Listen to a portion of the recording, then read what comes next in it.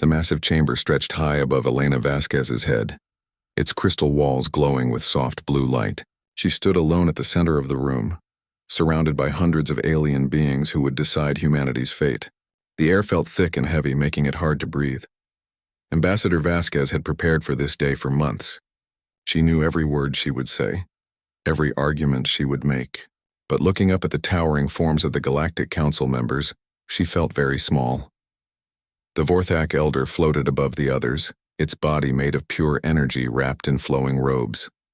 When it spoke, its voice echoed through the chamber like distant thunder. "We are here to judge the humans," the Elder said. "They have broken the laws of peace. They have taken too much space. They are dangerous to all civilized beings." Elena felt anger rise in her chest, but she kept her face calm. Behind her, Captain Marcus Chen and the other human delegates sat in silence. She could feel their eyes on her back, their hope and fear. The Zephyrian representative stepped forward next. Its crystal body caught the light and threw rainbow patterns on the walls. "The humans build weapons too fast," it said in a voice like breaking glass. "In 50 years, they have made more warships than we made in 500. This is not normal." "We build ships to explore," Elena said, her voice carrying clearly through the chamber. "We build them to protect our people. Every species here has the right to defend itself." A low rumble came from the Kalari section. The insect-like beings moved as one, their shared mind speaking through 1,000 voices. "Humans fight too much. Humans take too much. Humans do not follow the old ways." Elena stepped forward. This was her moment. "Honored Council, we came to the stars with open hearts. We shared our knowledge, our art, our friendship. When the Rigel pirates attacked trade ships, human vessels fought beside yours to stop them. When the plague hit Centauri colony, human doctors worked day and night to save alien lives." The Elder's energy form pulsed brighter. "You fight well, yes, too well. You think of new ways to kill that we never imagined. Your minds work in dangerous patterns." "Different patterns," Elena corrected, "not dangerous ones. Humans see problems from new angles. We find solutions others miss. This should be valued, not feared." A new voice spoke from the shadows. The Nethys representative rarely showed itself in full light. "The humans spread too fast. In 100 years, they have taken 50 star systems. They build cities on worlds others said were too dangerous to touch." Elena felt her heart beating faster. "We terraform dead worlds. We bring life to empty places. We do not take what belongs to others. All space belongs to the Council," the Vorthak Elder said. "All worlds must be approved by the Council. Humans do not wait for approval. Humans do not ask permission." The chamber grew quiet. Elena knew this was her last chance. She took a deep breath and looked around the room, meeting as many alien eyes as she could. 200 years ago, humans were alone on one small planet. She began. "We looked up at the stars and dreamed. When you found us, we were amazed. We thought we were joining a family of worlds, a community of friends." She paused, letting her words sink in. "We learned your languages. We followed your laws. We tried to be good neighbors. But we never stopped being human. We still dream big. We still take risks. We still believe tomorrow can be better than today." The Elder's form darkened. "These human ways cause chaos. Order is peace. Structure is safety. Humans bring neither. Humans bring hope," Elena said firmly. "When everyone says something cannot be done, humans try anyway. When others give up, humans keep fighting. Is this not valuable? Is this not worth keeping?" Captain Chen stood up behind her. Elena had not expected this, but she did not try to stop him. He walked to stand beside her, his military uniform crisp and clean. "I have served beside beings from every species in this chamber," Chen said. "I have seen courage and wisdom from all of you. But I have also seen fear. Fear of change, fear of new ideas, fear of anything different from the old ways." The Kalari hissed as one. "Humans lecture the Council? Humans who have existed for so little time." "We are young, yes," Elena said. "But maybe that is our strength. We have not forgotten how to wonder. We have not forgotten how to hope. We still believe the impossible might be possible." The voting process began. Elena watched as species after species cast their judgment. The Vorthak voted for exile. The Zephyrians voted for exile. The Kalari voted for exile.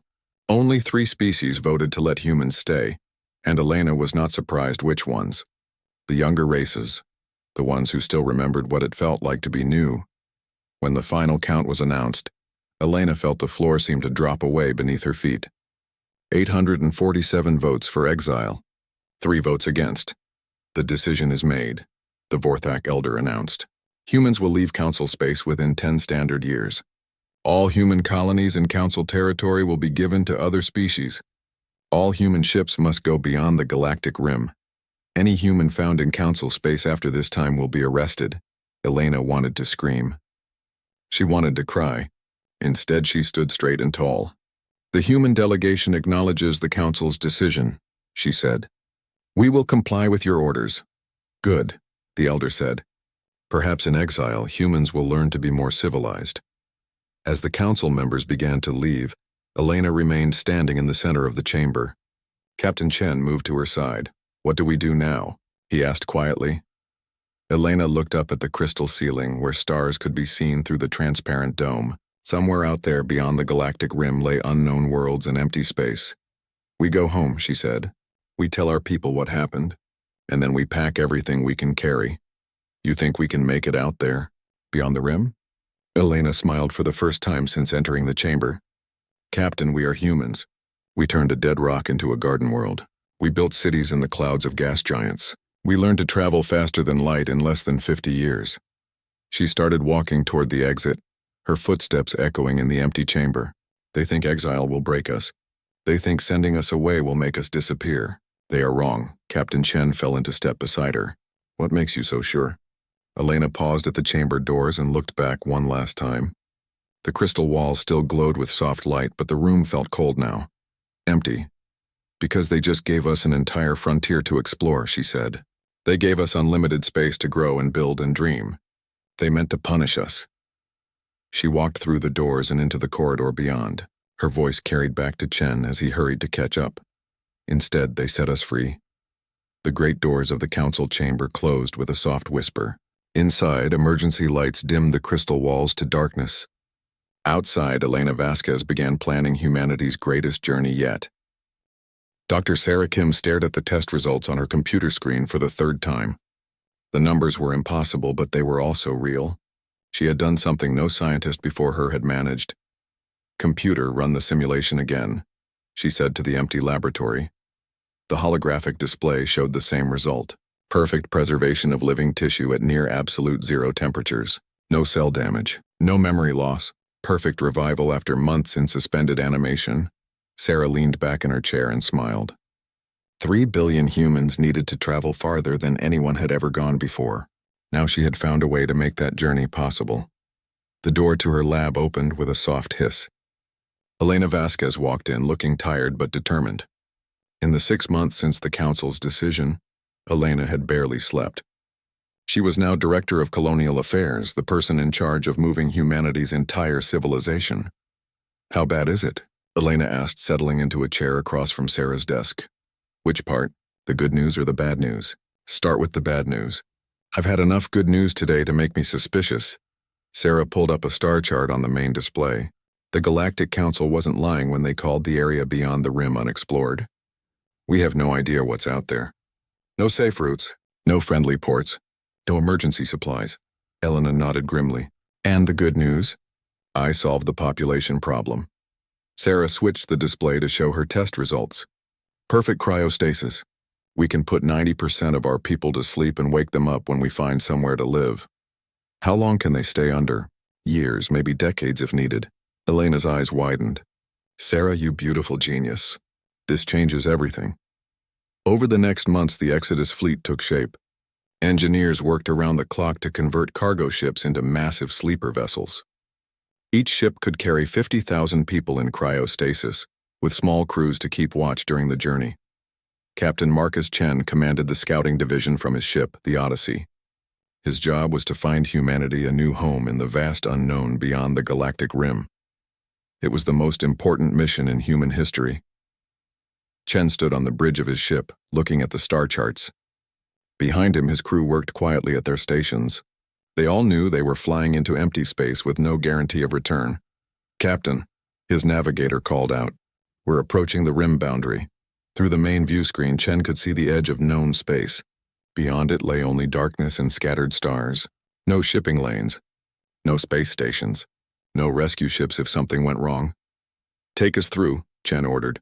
The Odyssey crossed into unmapped territory. For the first time in 200 years, humans were truly alone in the universe. The first few weeks of exploration went smoothly.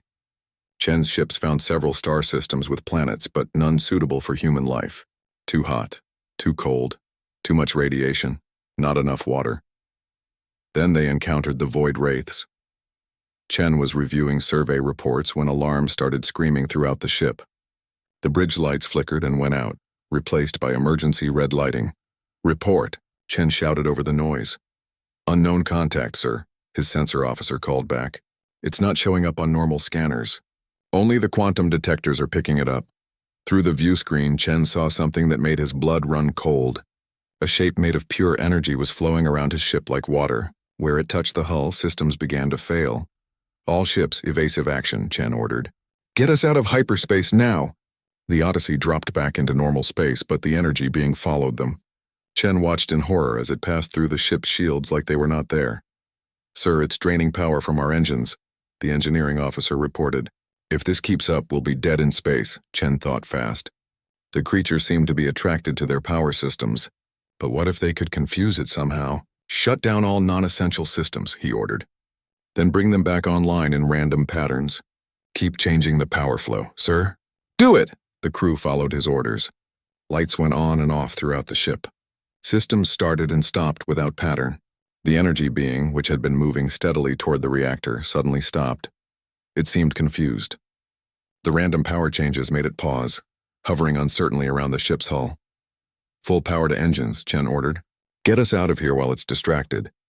The Odyssey shot away from the creature at maximum speed. Chen watched the energy being fade into the distance, still hovering where they had left it. "What was that thing?" his science officer asked. "I don't know," Chen admitted, "but I think we just learned something important. It couldn't handle unpredictable patterns." Word of the Void Wraith spread quickly through the human fleet. Engineers worked day and night to develop defenses. They created chaos generators that produced random energy patterns around ships. The devices worked, confusing the wraiths long enough for ships to escape. Chen continued exploring, using the new defenses to push deeper into unknown space. After months of searching, he found what humanity needed. The Kepler Nexus was a star system unlike anything in Council space. 12 planets orbited a stable yellow sun. 6 of the worlds could support human life with minimal terraforming. The system also contained massive asteroid fields rich in rare metals. "This is it," Chen told his crew as they surveyed the system. "This is where we make our stand." He sent a message back to the Exodus fleet. "New home found. Prepare for colonization." The first human ships arrived at Kepler Nexus 8 months later. Elena Vasquez stood on the bridge of the colony ship New Horizon, watching the beautiful blue-green world that would become humanity's new capital. "What should we call it?" asked the ship's captain. Elena thought of Earth now forever beyond their reach. She thought of the Galactic Council and their cold judgment. She thought of all the humans sleeping in cryostasis, dreaming of a better tomorrow. "New Terra," she said finally. "A new Earth for a new beginning." The colonization of New Terra went faster than anyone expected. Humans worked with the desperate energy of people who had no choice but to succeed. Cities rose from empty plains. Farms spread across fertile valleys. Mines dug deep into metal-rich mountains. Dr. Sarah Kim established the first research center, continuing her work on advanced technology. Her team made breakthrough after breakthrough, pushing human science beyond anything achieved in Council space. Captain Chen set up a naval academy to train the next generation of human space explorers. His students learned to think differently from their alien counterparts, to embrace chaos and unpredictability as tools rather than obstacles. Within 5 years, New Terra was home to 50 million humans. The other worlds in the Kepler Nexus were being terraformed rapidly. Humanity was not just surviving in exile, they were thriving. Elena stood in her office overlooking New Terra's capital city. Through the window she could see construction crews building the tallest spire yet attempted by human engineers. Children played in parks that had been empty ground just months before. "Director," her assistant called from the doorway. "We're receiving signals from the outer system. More refugee ships from Council space," Elena nodded. Word was spreading that humans had found sanctuary beyond the rim. Other exiled species were following their example, seeking freedom in the vast unknown. Send them coordinates for the refugee processing center, Elena said, and prepare housing. Looks like we're about to get some new neighbors. She turned back to the window and smiled. The Galactic Council had meant to end humanity's story by sending them into exile. Instead, they had given humans the chance to write a completely new chapter. And Elena had the feeling this new chapter was going to be much more interesting than anything that had come before.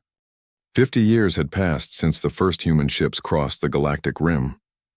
Admiral Marcus Chen stood on the observation deck of the massive space station orbiting New Terra, watching the construction of humanity's newest battleship.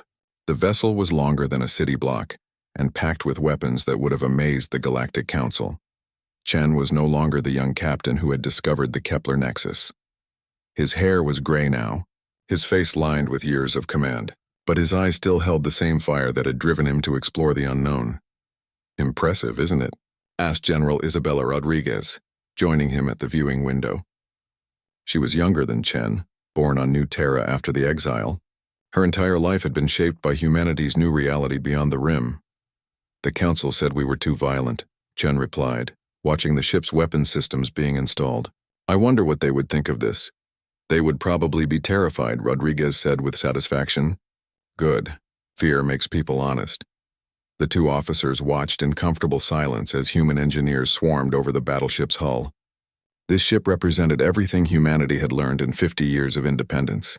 It was faster than any council vessel, more heavily armed and equipped with technology the aliens had never imagined. "Admiral," a young technician called from behind them, "Dr. Kim is requesting your presence in the research lab. She says it's urgent." Chen nodded.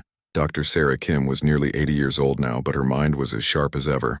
If she said something was urgent, it probably was.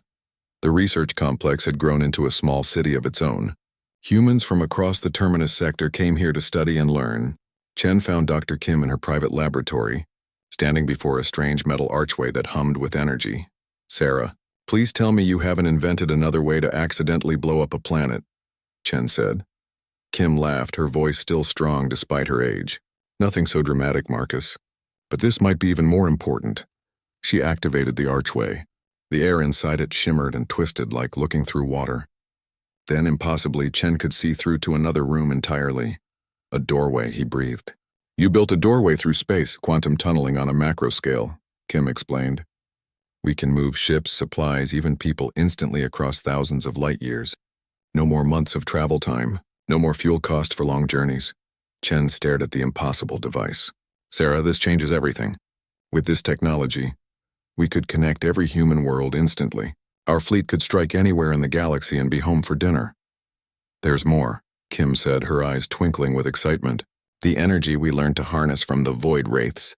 It turns out it's perfect for powering these gateways. The creatures we feared most gave us the key to unlimited expansion." General Rodriguez had followed them to the lab. She whistled low as she saw the gateway demonstration. "How many of these can we build?" "As many as we need," Kim replied. "The Forge Worlds are already starting production." The Forge Worlds were humanity's greatest achievement in the Terminus sector. Entire planets had been converted into massive factories, producing ships and weapons at an incredible pace. The 11 other worlds in the Kepler Nexus had been transformed too: mining worlds, agricultural worlds, research centers, and military academies. But humanity was no longer alone beyond the rim. Professor Yuki Tanaka had made the discovery that changed everything. While exploring ruins on a dead world, she had found evidence of an ancient civilization. The Remnant, they called themselves. They had been exiled by an earlier version of the Galactic Council thousands of years ago. Chen remembered the first meeting with the Remnant clearly. Their representative had been a tall, elegant being with silver skin and forearms. It spoke perfect human English learned from monitoring radio signals. "We have watched you since you arrived," the Remnant ambassador had said. "You adapt quickly. You learn fast. You do not give up when others would surrender." "The council called us dangerous," Elena Vasquez had replied. She was chancellor now, elected leader of all human worlds in the Terminus sector. "The council fears what it cannot control," the Remnant said. "They feared us once too. That is why we live in the dark between stars while they enjoy the light of 1,000 suns." The alliance between humans and the Remnant had been natural. Both species had been cast out by the same organization. Both had learned to survive in the harsh regions beyond civilization. The remnant shared their knowledge freely. Ancient technologies that the Council had forgotten. Star charts showing secret routes through dangerous space. Most importantly, they shared their memories of how the Council operated. They are predictable, the remnant explained in their first strategy meeting. They think in patterns that have not changed for millions of years. They cannot imagine solutions outside their ancient procedures. General Rodriguez had taken this information and built a new kind of military doctrine around it. Human tactics became famous throughout the Terminus sector for being completely unpredictable. Ships would attack from impossible angles. Fleets would split apart and reform in patterns that made no logical sense. The Ghost Fleet was Rodriguez's masterpiece. These ships could phase in and out of normal space using modified void wraith technology.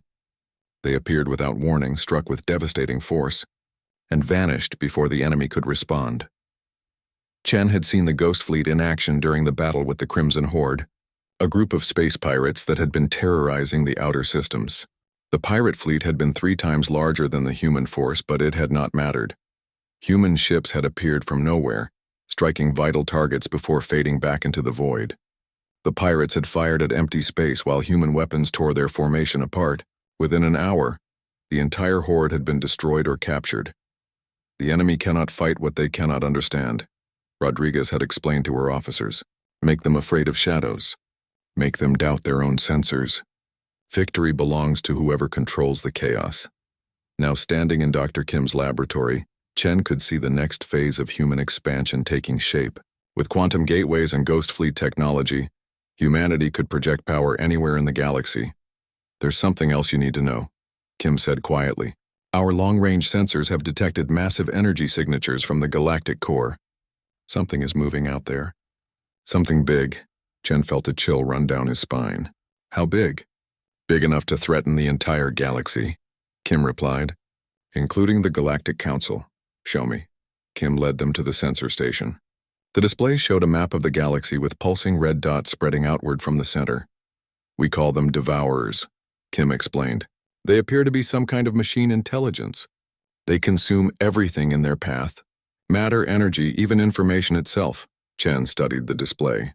The red dots were moving steadily toward the spiral arms where most galactic civilization existed, including council space. How long until they reach inhabited systems? At their current rate of expansion, perhaps 10 years, Kim said. Maybe less. General Rodriguez stepped closer to the display. What do we know about their capabilities? They adapt quickly to any weapon used against them, Kim replied. They learn from each encounter and become immune to the same tactics. The few council fleets that have engaged them were completely destroyed. Chen made his decision quickly. Double production on all Forge worlds. I want every human settlement protected by quantum gateways within 2 years. If these Devourers are coming, we need to be ready. Sir, Rodriguez said carefully, the council exiled us. They took our homes and scattered our people. Why should we care what happens to them? Chen turned away from the display and looked out the laboratory window. New Terra stretched below them, a world that had never existed in council space. Cities built by human hands, farms worked by human families. Children born free under an alien sun. Because we're better than they are, he said finally. We don't abandon people to die just because we don't like them. He paused, then smiled grimly. Besides, if the Devourers destroy the council, they'll come for us next. Better to fight them when we have allies, even unwilling ones. Chancellor Vasquez arrived at the research complex an hour later. She was in her 70s now, but still sharp and determined. She listened to Kim's report in silence, occasionally asking technical questions. So the Council's perfect order and ancient wisdom can't stop these machines, she said when the briefing was finished. It appears not, Kim replied. Their predictable tactics make them vulnerable to an adaptive enemy. Vasquez smiled. Then perhaps it's time for some good old-fashioned human chaos to save the day. Chen nodded. I'll start preparing the fleets. When the Devourers reach Council space, they're going to get a very unpleasant surprise. What if the Council refuses our help? Rodriguez asked. They won't, Vasquez said confidently. Pride is a luxury they won't be able to afford much longer. The Vorthak Elder's energy form flickered with distress as it delivered the devastating news to the emergency council session. 3 core worlds had fallen in the past month. Billions were dead. The ancient archives of Zeta Prime, holding 10 million years of galactic history, had been consumed by the machine swarm. The situation is critical, the Elder announced to the assembled representatives. Our fleets cannot stop the Devourers. They adapt to our weapons faster than we can deploy new ones. Ambassador Krill of the Zephyrian stepped forward, his crystal body reflecting the chamber's dim emergency lighting. What of the outer defenses? Surely the fortress worlds can hold. Fortress Prime lasted 6 hours, replied General Thax, the Kalari military commander. The machines learned our shield frequencies and simply walked through them. Our predictable defensive patterns are useless against an enemy that rewrites its code with each battle. A murmur of fear ran through the chamber. For the first time in millions of years, the Galactic Council faced an enemy it could not defeat through superior technology and ancient wisdom. High Counselor Vex of the Altarians raised a clawed hand for silence. What options remain? Can we negotiate with these machines? They do not respond to communication, the Elder replied. They show no interest in territory or resources. They simply consume everything and move on. We have no understanding of their ultimate purpose. Then we fight, declared General Thax. We mobilize every ship, every soldier. We make our final stand at the core worlds. With what? Krill's voice was sharp with desperation. We lost half our fleet at Rigel Nebula. The rest are scattered across 1,000 systems, trying to evacuate civilians. The machines will destroy us piece by piece. The chamber fell silent. For the first time in their long history, the council had no answers. Then a junior aide rushed into the chamber, breaking protocol. High Counselor, urgent intelligence from the Rim sector. Vex frowned at the interruption. This better be important, young one. Sir, our deep space monitoring stations have detected massive energy signatures beyond the galactic rim. Thousands of ships moving in formation toward Council space. The Elder's form brightened with interest. The Devourers are flanking us? No, sir. The ships are using quantum tunnel technology. They appear and disappear without warning. Our analysts believe they belong to the Phantom Empire. A shocked silence filled the chamber. The Phantom Empire was a legend whispered in intelligence circles. Stories of a hidden civilization beyond the rim, built by exiled species and commanded by mysterious beings who could strike anywhere in the galaxy without warning. Are you certain of this intelligence? Vex demanded. Yes, sir. And there's more. Long-range scans show the fleet is heading directly for the Devourer swarm positions. They appear to be offering assistance. General Thax's insect eyes gleamed. Assistance? Or are they coming to finish what the machines started? High Counselor Vex made a decision that would have been unthinkable just months before. Send a secret delegation to make contact with this Phantom Empire. If they're willing to help us against the Devourers, we need to hear their terms. The delegation's ship, the Harmony of Stars, crossed into unexplored space 3 days later. Ambassador Krill led the mission, accompanied by military advisors and xenobiologists. They had been given authority to negotiate any agreement necessary for survival. The Phantom Empire found them first. One moment, the Council ship was alone in empty space. The next, it was surrounded by vessels unlike anything in known design.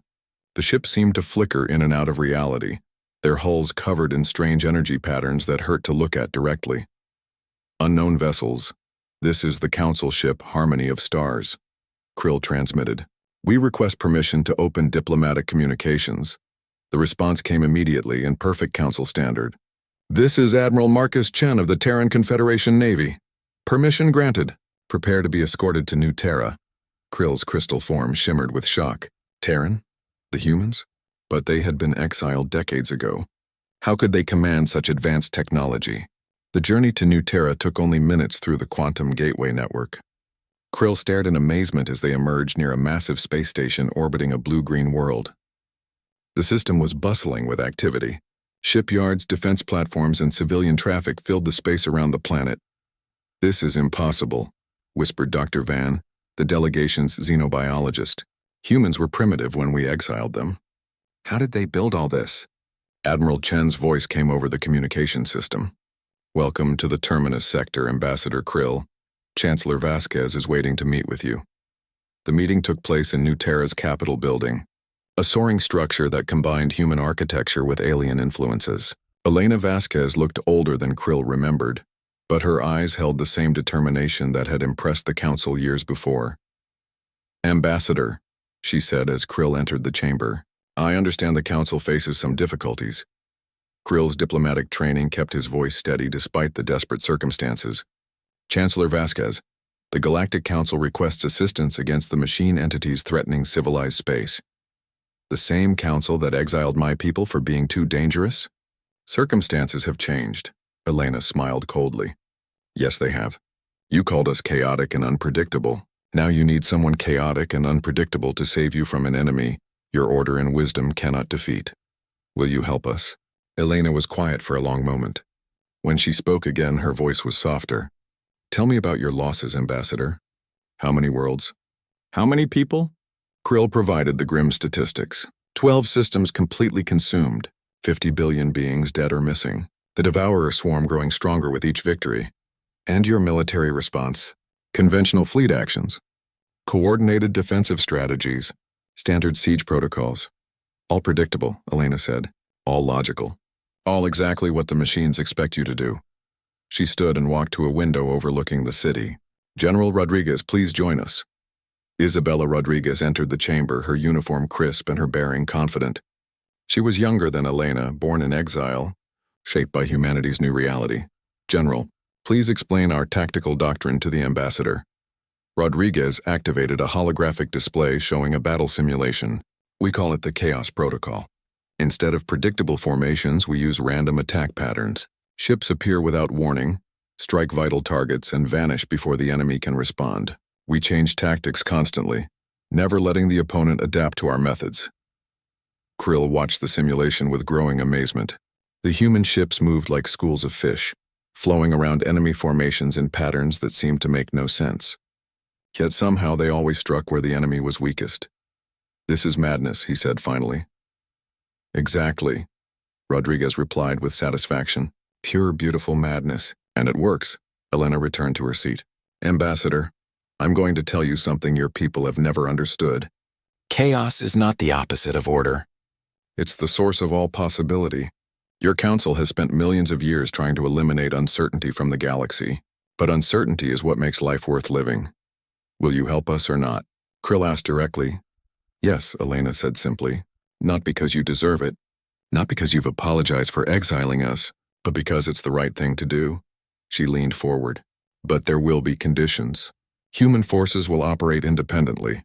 We'll coordinate with your fleets, but we won't follow your tactical doctrines. And when this is over, the exiles end. All of them.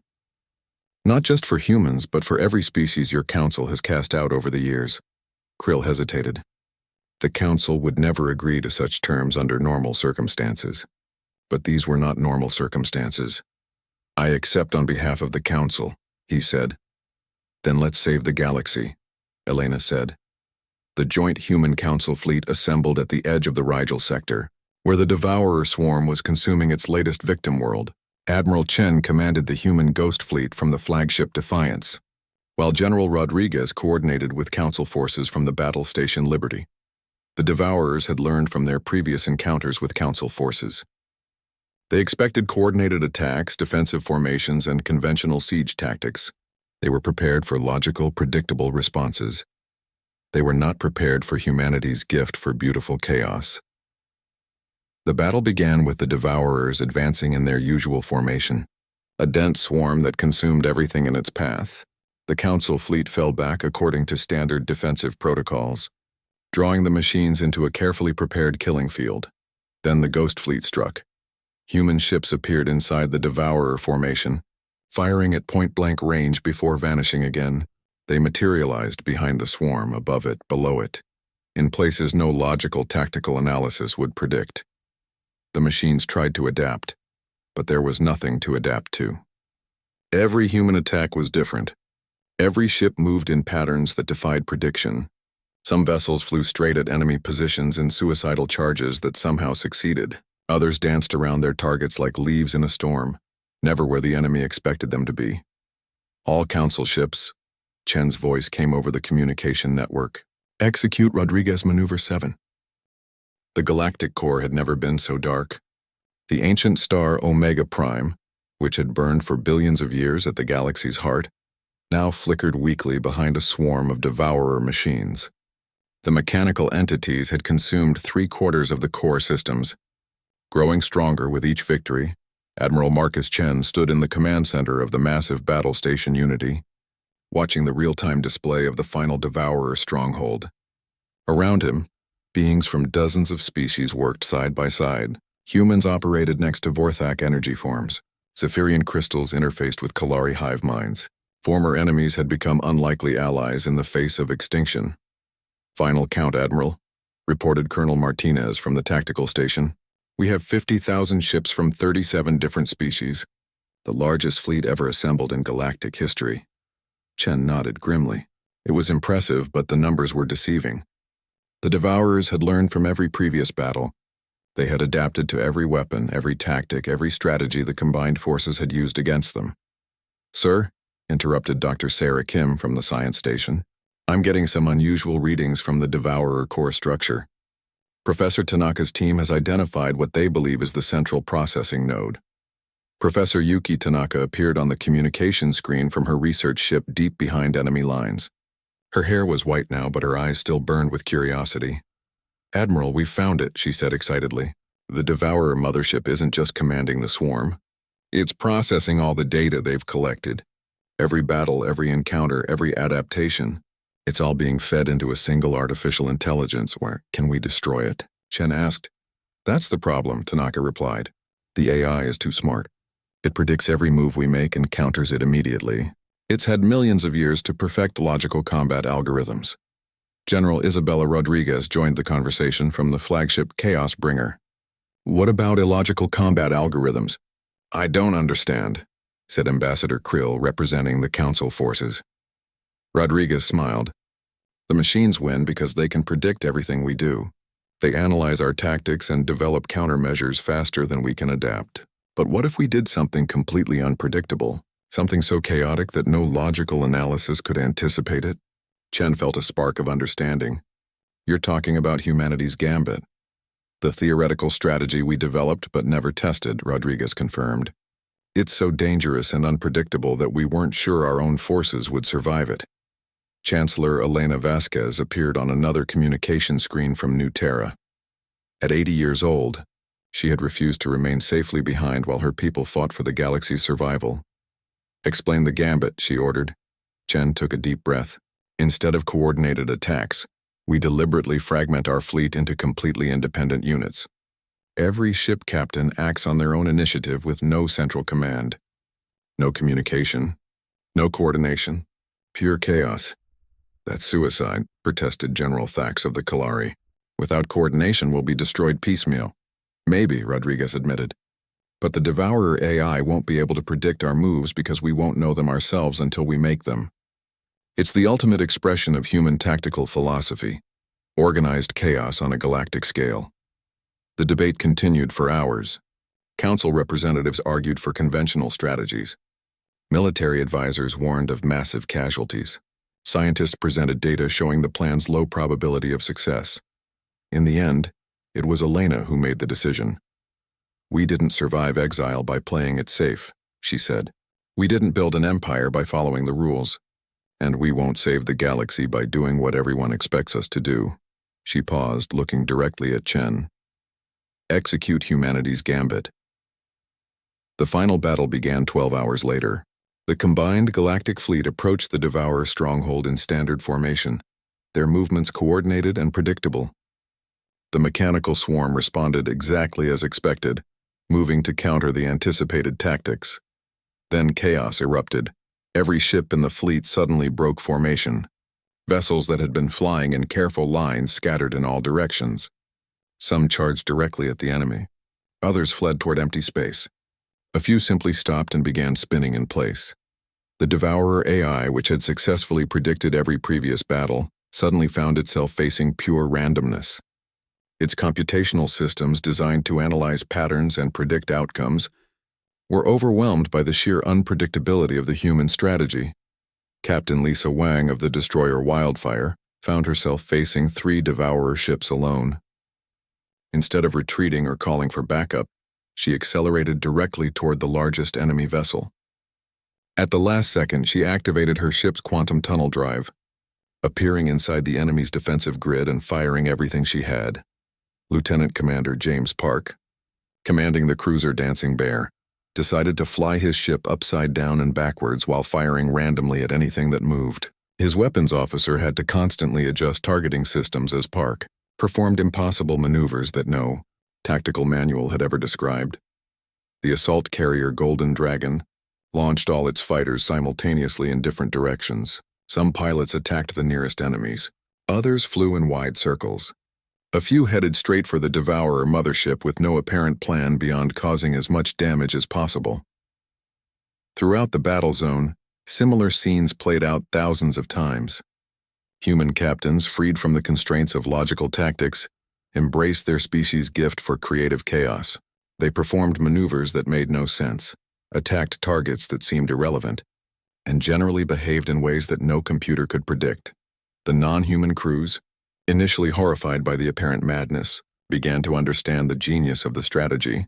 Fourthak energy beings started phasing through solid matter in impossible patterns. Zephyrian crystal ships began refracting their weapons fire through dimensions that didn't technically exist. Even the orderly Kolari hive minds began acting independently, creating confusion within their own ranks that somehow translated into tactical advantages. At the center of the chaos, Admiral Chen piloted his personal fighter toward the Devourer mothership. He had no plan beyond getting as close as possible and seeing what happened. His approach vector made no tactical sense.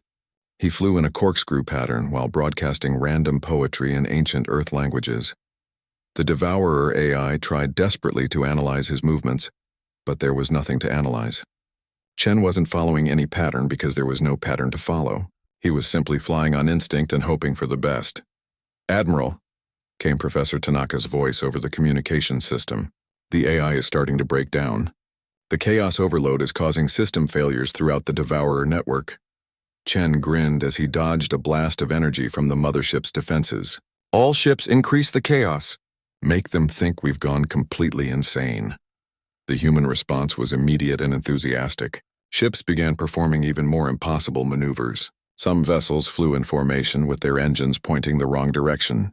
Others spelled out rude messages with their weapon fire. A few ships began broadcasting human music at maximum volume, while painting their hulls in bright colors. The Devourer mothership, faced with a tactical situation that defied all logical analysis, began shutting down non-essential systems in an attempt to process the chaos. This was exactly what Chen had hoped for.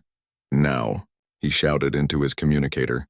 "Hit the processing core while it's distracted." The final assault was launched by the most chaotic collection of ships in galactic history. Vessels from a dozen species, flying in patterns that made no sense, firing weapons in directions that defied tactical logic, somehow managed to coordinate a devastating attack on the Devourer mothership's central core. The explosion was visible from 3 star systems away. When the light faded, the Devourer swarm was gone. The mechanical entities, deprived of their central intelligence, simply shut down and drifted in space like empty hulks. The galaxy was saved. The celebration lasted for weeks. On New Terra, humans danced in the streets with alien visitors who had once considered them too dangerous to exist. Former enemies shared drinks and swapped stories of the incredible battle. But the real change came in the months that followed. The Galactic Council, humbled by their near extinction and impressed by human effectiveness, voted unanimously to dissolve their old exclusionary policies. A new organization, the Galactic Federation, was formed with representation for all species, including those previously exiled. Elena Vasquez was elected as the Federation's first chancellor, a position she accepted with typical human grace and determination. "We stand at the beginning of a new age," she said in her acceptance speech, "an age where diversity is celebrated, not feared, where different ways of thinking are valued, not suppressed, where chaos and order can exist together in harmony." Admiral Chen was promoted to Supreme Commander of Federation Defense Forces. His first act was to establish the Academy of Creative Tactics, where officers from all species learned to think outside traditional patterns. General Rodriguez became the Federation's Director of Strategic Innovation, developing new military doctrines that combined the best of all galactic civilizations while embracing the beautiful unpredictability that